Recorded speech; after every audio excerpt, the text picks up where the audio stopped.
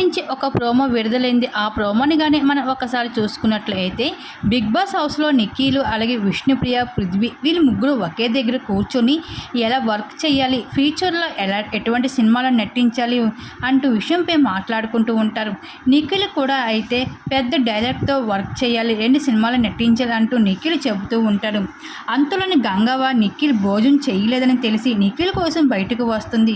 అయితే ఇక్కడ విష్ణుప్రియ, పృథ్వీ ఉన్నప్పటికీ వాళ్ళని పక్కన పెట్టేసి స్పెషల్గా నిఖిల్నే బొవ్వ తిన్నావరా, తినకపోతే లోపలికి తిను, టైం అవుతుంది కదా, ఇంకా తినకుండా ఏం చేస్తున్నావు అంటూ గంగవ్వ నిఖిల్కి స్పెషల్గా కేర్ తీసుకుంటూ ఇంకా అది చూసి నిఖిల్ అయితే గంగవ్వ తింటానులే పో అంటూ గంగవ్వని ముద్దులాడుతూ ఉంటాడు.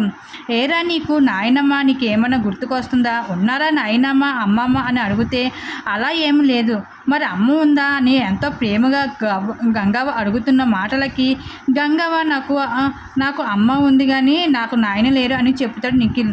అయ్యో ఏం పర్వాలేదులే, నాకు అమ్మ నాన్న ఎవరూ లేరు చూసావా అంటూ గంగవ్వ అనేసరికి అరే గంగవ్వ మేమందరం నీకు ఉన్నాము కదా, ఎందుకు బాధ అంటూ ముద్దులాడుతూ అయితే నిఖిల్ అయితే గంగవ్వకి అంటూ ఉంటాడు.